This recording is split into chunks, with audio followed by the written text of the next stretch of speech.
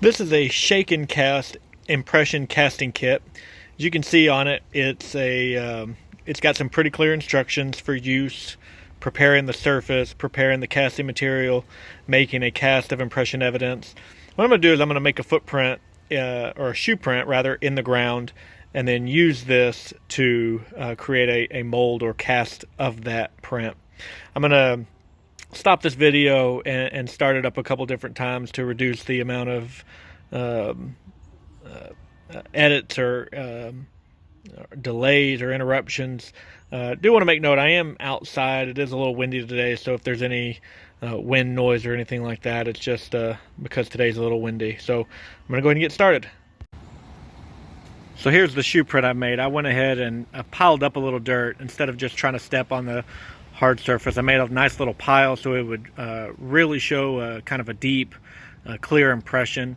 And then I stood, and instead of just walking on it, I stood on that 1 foot and put a little pressure on or weight on that side of the body so it would make as deep an impression as possible with really clear lines. You can see clearly a shoe print, clearly a right foot. So what I'm going to do is I'm going to prepare the casting material and then we'll pour it over this mold. So I'm going to move back over to the table. I need a hard surface, and we'll look at those instructions. So I've flipped the bag over. You can see right here in the center, the way these are packaged, there's an inner pocket of water. And then what I'm going to do, according to the instructions, laying this on a flat, hard surface, I'm going to use the heel of my hand to pop that inner bag of water. The water will start mixing with the gypsum powder, and then I'll knead and mix that up and to make a nice little smooth liquidish form.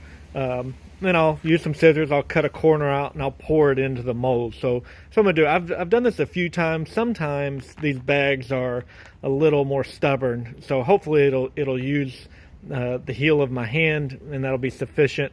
Occasionally I've had to use my foot and put some body weight pressure to get it to pop. If you do it that way, you just have to be careful not to put too much pressure too quickly, or it could burst the entire bag. So all we want to do right now is burst the inner bag. So I'm going to go ahead and stop the video and get that started. Okay, I've got it all mixed up. You can see it's not that clear powder. It's a little darker now. One of the things when you're kneading it is making sure that you pull away these corners and kind of slide your hand down along these edges to make sure that you get all the powder out of there and get it all mixed up well with the water. There might be a little bit of powder in that corner. So what I'm going to do is, following the instructions, I'm going to cut, using a pair of scissors, cut a corner out of that, and then go pour it into the shoe print that I made earlier. Okay, so this one didn't turn out all that great. I had a problem with the consistency. A couple of things. When I cut the corner of the bag, I didn't cut a big enough hole. And actually, while I was trying to pour it, that inner bag that was holding the water got clogged up in the hole, and I had some water slosh out. So a lot of the water didn't get mixed up the way it should have. So when I poured it, it poured real thick, and you can probably tell I've used just a garden hoe to level it out a little bit. I didn't feel like this was worth using an extra bag, so I'm just going to go ahead and see what it'll look like, or how it will be just with this. And if it's a mistake, it is not the end of the world. So I'm probably going to let this sit as long as I can. I'm going to take the dog inside, and the instructions say 30 minutes. If it's cold or especially humid, it might take longer. So I'm probably going to come back out in an hour to check the consistency of it and see if it's hardened any. And I might let it sit a little bit longer if it needs to. So we'll come back later and check. Okay, so it's been a little over an hour, maybe a little longer. And I come out and I'm just touching. This is hard as a rock. It is pretty dry. Also cold to the touch. It's cold out here today. So it might just pull right off. Now when I flip it over, it's pretty dirty.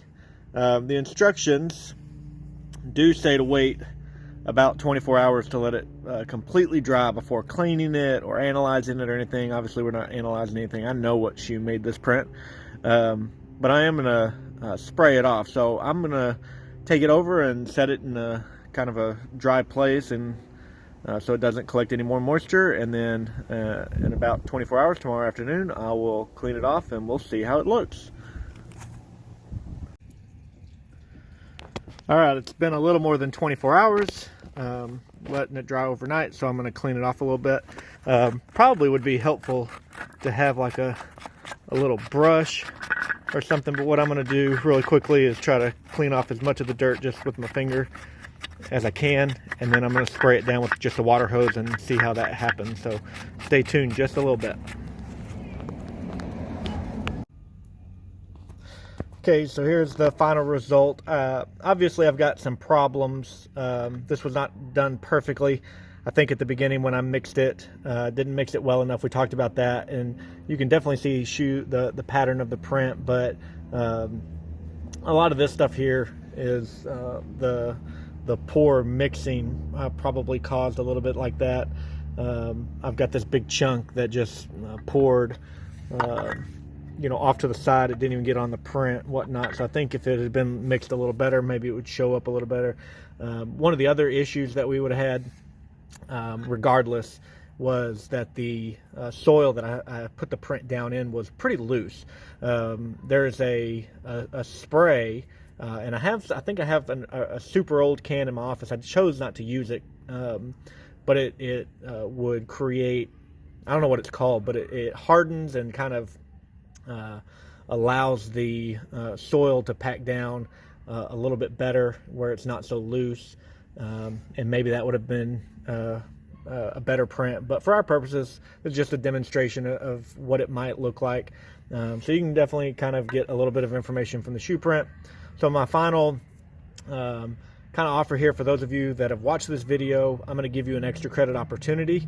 Throughout the year I have various kits in my office, shake and cast packets. So if you want to make arrangements with me to pick up your own, and you can create your own cast of your own footprint, shoe print, handprint, whatever, you can make arrangements with me, pick that up, and if you provide some sort of evidence of the print, the cast, a photo, a video, then I'll give you some extra credit on your final exam.